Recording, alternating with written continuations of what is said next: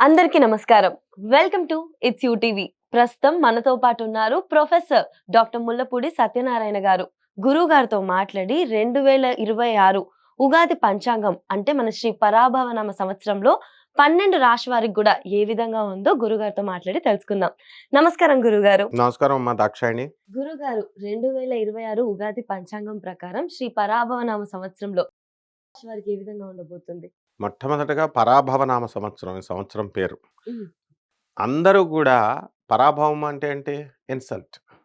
హ్మ్. అంటే ఇది ఎప్పుడొచ్చింది తెలుసా? 60 ఇయర్స్‌కి ఒక సంవత్సరం మారుతుంది. హ్మ్. 1966లో వచ్చింది. హ్మ్. ఆ సంవత్సరంలో పుట్టినటువంటి వాళ్ళందరూ కూడా చాలా మందికి పాపం పరాభవనామ సంవత్సరంలో పుట్టారు కాబట్టి ఇన్సల్ట్స్ అనుభవిస్తూనే బతికేశారు. ఓకే. హ్మ్.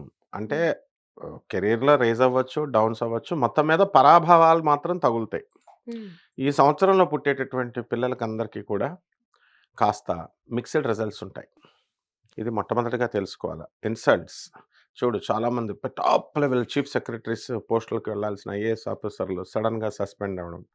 లూప్ లైన్‌లోకి పోస్టింగ్స్‌కి వెళ్ళడం. అలాగే మినిస్టర్‌లుగా ఉన్న వాళ్ళు టప్పని పోస్టులు పోవడం చిన్న చిన్న కారణాలతో. అలాగే ఈ యొక్క నేమ్ అండ్ ఫేమ్ బాగా సంపాదించినటువంటి 'కమలాకర్' హ్మ్. భట్ కర్ణాటకలో యాస్ట్రాలజర్. చిన్న సామాన్యమైనటువంటి అమ్మాయి గొడవలోకి వెళ్లి పడిపోవడం. ఎన్‌డీ తివారీ గవర్నర్ ఆఫ్ ఆంధ్రప్రదేశ్‌గా చేసిన ఆయన. ముస్సలాయన. ఆయన అమ్మాయిల విషయం కోసం గవర్నర్ పోస్ట్ పోగొట్టుకోవడం ఇవన్నీ ప్రజలకు తెలిసినవే. హ్మ్. కాబట్టి ఇలాంటివన్నీ కూడా పరాభవనామ సంవత్సరంలో జరుగుతాయి. ఈ సంవత్సరం పరాభవనామ సంవత్సరంలో మొట్టమొదటగా గ్రహస్థితులను మనం చూసుకోవాలి. ఉగాదితో ప్రారంభమయ్యేటటువంటి ఈ యొక్క తెలుగు సంవత్సరం దీంట్లో ఆహ్, కుంభరాశిలో మనకి రాహువు ఉంటాడు. హ్మ్. తర్వాత శని మీనరాశిలో ఉంటాడు. ఎప్పటి వరకు ఉంటాడు ఈ రాహువు? నవంబర్ 25, 2026 సంవత్సరం వరకు ఉండి తదనంతరం మనకి మకర రాశిలోకి వచ్చేస్తాడు. అలాగే కేతువు సింహరాశిలో నవంబర్ 25, 2026 సంవత్సరం వరకు ఉండి, ఆ తర్వాత ఆయన ఆహ్, కర్కాటక రాశిలోకొస్తాడు. ఇక గురుడు మిథున రాశిలో ఉన్నాడు ఇప్పుడు. జూన్ 2, 2026 సంవత్సరం తర్వాత కర్కాటక రాశిలోకొస్తాడు. అలా ప్రధానమైనటువంటి ఈ 4 గ్రహాల మీద మనకి ఈ నూతన సంవత్సరం అనేటటువంటిది నడుస్తుంది. గురుగారు ఈ మీనంలో శని ఉంటారన్నారు గదా! ఎప్పటి వరకి ఉంటారు? ఇది నెక్స్ట్ మళ్ళీ వచ్చే సంవత్సరం మార్చ్ వరకు మధ్యలో మేషరాశిలోకి వెళ్ళడం, వెనక్కి రావడం ఉంటుంది. ఓకే. ఒక ఈ ఈ 2026 మళ్ళీ నెక్స్ట్ ఉగాది వచ్చేంత వరకు కూడా శని మీన రాశిలోనే ఉంటాడు. హ్మ్. అందువలన మనకి ఈ గ్రహస్థితి వల్ల 12 రాశుల వారికి ఏ విధమైనటువంటి ఫలితాలు ఇస్తాయో ఒక్కొక్క రాశి వారీగా మనం చెప్పుకుందాం. వృషభ రాశి వారికి ఏ విధంగా ఉండబోతుంది ఉగాది పంచాంగం ప్రకారం? ఈ యొక్క వృషభ రాశి వారికి అందరికీ కూడా ఆదాయం 5 ఉంది. వ్యయం 14 ఉంది. అంటే చాలా అధికంగా ఖర్చు పెడతారు. కాబట్టి ఖర్చు పెట్టే వాళ్ళకి గౌరవాలు ఎక్కువుంటాయి గదా! బంధువులకి వీళ్ళకి. కాబట్టి రాజ్యపూజ్యం 5 అందరూ గౌరవిస్తారు. మా ఇంటికి రండి, మా ఇంటికి రండని. ఇక అవమానం 4 అవమానించే వాళ్ళు తక్కువగా ఉంటారు. ఇక ఈ సంవత్సరానికి రాజు గురువనమాట. కాబట్టి నిదానంగా ఆలోచిస్తాడు. వివేకంగా ఆలోచిస్తాడు రాజు. మంత్రి వచ్చేసరికి కుజుడు. ఇది రివర్స్ అయిందనమాట ఈ సంవత్సరంలో. హ్మ్. ఎప్పుడు రాజేమో డేరింగ్‌గా ఉండాలి. దూకటానికి, యుద్ధాలకి వాటిలకి. మంత్రి నిదానంగా ఆలోచించి స్లో అని చెప్పాలి. ఇది రివర్స్ అయింది. కాబట్టి ఇప్పుడున్నటువంటి సంవత్సరం అంతా కూడా పేరెంట్ కంటే పిల్లలు లీడ్ తీసుకుంటారు. ఫ్యామిలీలో పేరెంట్స్ వాళ్ళ మాట ఎవరు వినరనమాట. పిల్లలు డేర్‌గా చేయడము, వస్తే అటో ఇటో అనమాట. లాభాలొస్తే వస్తాయి, నష్టాలొస్తే వస్తాయి. మార్కెటింగ్ ఎగ్జిక్యూటివ్స్ తర్వాత ఈ యొక్క ట్రావెలింగ్ ట్రావెలర్స్ ఇలాంటి బిజినెస్‌లు చేసేటటువంటి వాళ్ళు ఆహ్, ఈ ఎంత తిరిగితే అంత. ఆ బిజినెస్‌లన్నీ కూడా బ్రహ్మాండమైనటువంటి స్థాయిలోకి వెళ్తారు. ఆ తర్వాత మనకి ఈ వృషభ రాశి వారికెప్పుడు కూడా స్త్రీలతో ప్రమాదం ఉంటుంది. సో, స్త్రీలతో వీళ్ళు చాలా జాగ్రత్తగా బిహేవ్ చేసుకోవాలి. అప్పులిచ్చినటువంటి వాళ్ళని గట్టిగా దబాయించి అడిగినప్పటికీ కూడా వాళ్ళు కేసులు పెట్టేస్తారు. So, hmm. Be careful with the women. And ఈ యొక్క వృషభ రాశి వారికి జూన్ 6, 2026 సంవత్సరం వరకు గూడా ఆదాయాలు బ్రహ్మాండంగా ఉంటాయి. ఆ తర్వాత ఆదాయాల కంటే కూడా జూన్ 2 తర్వాత ఖర్చులు అధికంగా ఉంటాయి. హాస్పిటల్ ఖర్చులని, ఇంట్లో వాళ్ళ ఖర్చులని ఇవన్నీ కూడా. అలాగే వృషభ రాశి వారికి వ్యవసాయంలో పనిచేస్తున్నటువంటి అగ్రికల్చరల్ ఆఫీసర్లు, వెటనరీ డాక్టర్లు, వెటనరీ డిపార్ట్‌మెంట్ వాళ్ళకి ప్రమోషన్స్ రావడానికి అవకాశాలుంటాయి. ప్రభుత్వ ఉద్యోగస్తులందరికీ కూడా ప్రమోషన్స్ కోసం ఎన్నో రోజుల నుంచి ఎదురు చూస్తున్నటువంటి వాళ్ళకి ప్రమోషన్స్ వస్తాయి. ఆడవాళ్ళు వీళ్ళకి మగవాళ్ళకి కూడా రెగ్యులర్ ట్రాన్స్‌ఫర్స్ కోసం ఎదురు చూస్తున్నటువంటి వాళ్ళకి రెగ్యులర్ ట్రాన్స్‌ఫర్స్ వస్తాయి. ప్రైవేట్ ఉద్యోగస్తులు ఎవరైతే ఉన్నారో అటువంటి వాళ్ళు కూడా విదేశాలకు వెళ్ళాలని ప్రయత్నించేటటువంటి వాళ్ళకి విదేశాలకు వెళ్ళే అవకాశాలొస్తాయి. అయితే నవంబర్ 25, 2026 సంవత్సరం వరకు కూడా కేతువు సింహరాశిలో ఉన్న కారణంగా మనకి అర్ధాష్టమ కేతువు అనేకమైనటువంటి మెంటల్ టెన్షన్స్‌ని ఈ వృషభ రాశి వారికిస్తుంది.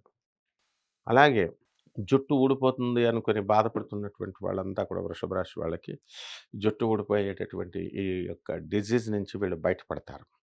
చర్మ వ్యాధులు అండ్ ఈ యొక్క జెనిటల్ ఆర్గన్స్ దగ్గర ఉన్నటువంటి వ్యాధులు ఇలాంటివన్నీ కూడా తగ్గుముఖం పుట్టడానికి అవకాశాలుంటాయి. ఇకపోతే ఈ వృషభ రాశి వారికి ఈ యొక్క ఆహ్, ఆ ఇనుము సంబంధించినటువంటి వ్యాపారాలులో సక్సెస్ వస్తుంది. పాలు, నీళ్ళు, బట్టల షాపులు, తర్వాత ఈ మంగళ షాపులు, హ్మ్. ఇలా బిజినెస్‌లు చెప్పల్స్ ఇలాంటి బిజినెస్‌ల వాళ్ళు కూడా సక్సెస్ అవ్వడానికి అవకాశాలున్నాయి.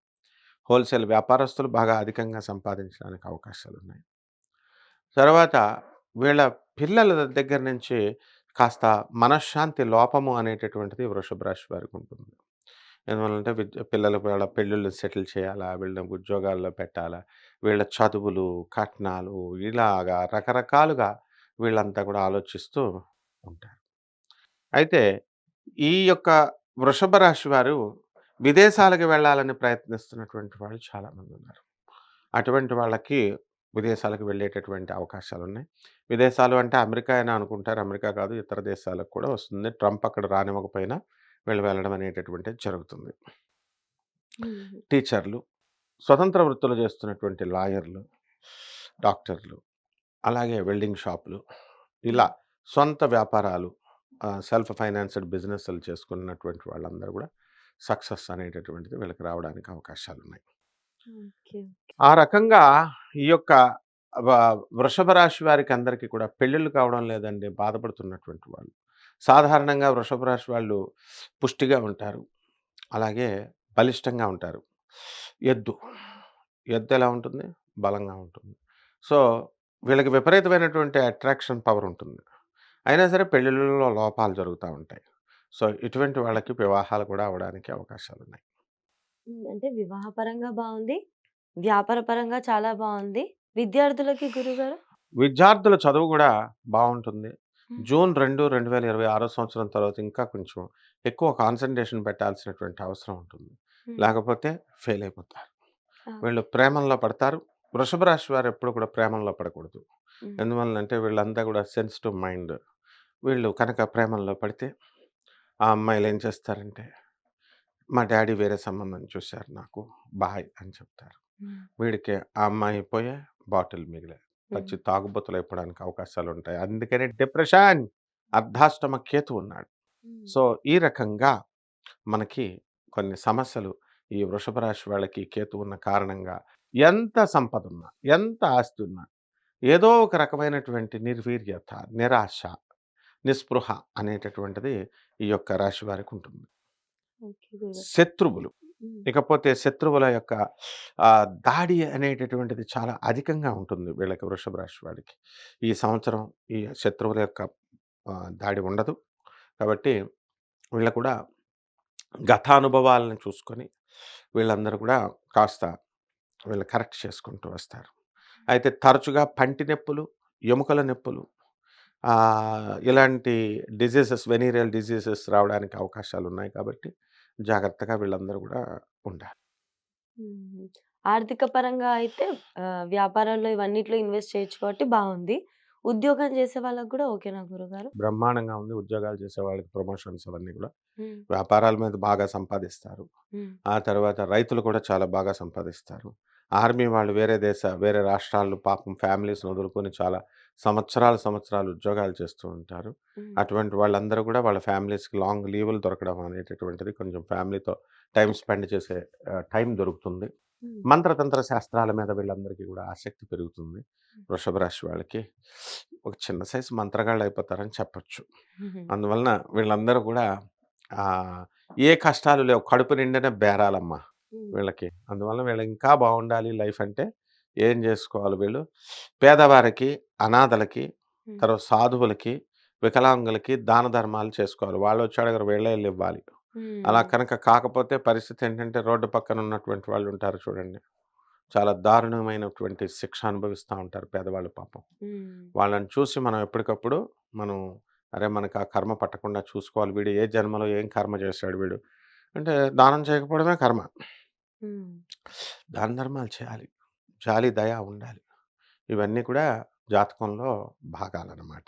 హుహు. కాబట్టి రిటైర్డ్ పర్సన్స్ వీళ్ళకి డబ్బు దాచుకోండిరా బాబు అని వీళ్ళిస్తే కంపెనీ వాళ్ళు ఇస్తే పిల్లల మీద ప్రేమతో వీళ్ళు పిల్లలకిస్తారు. వాళ్ళు చూడరు. కాబట్టి ఆ డబ్బులు పోతాయి. ఇక వీళ్ళ పని మటాష్. హ్మ్. అందువల్ల తల్లిదండ్రులు వార్ధక్యంలో ఉన్నటువంటి వాళ్ళంతా కూడా భీష్ముడిలాగా అయిపోకూడదు. ద్రోణాచార్యుడిలాగా అయిపోకూడదు. వాళ్ళకి పిల్లల మీద ఎక్కువ ప్రేమ.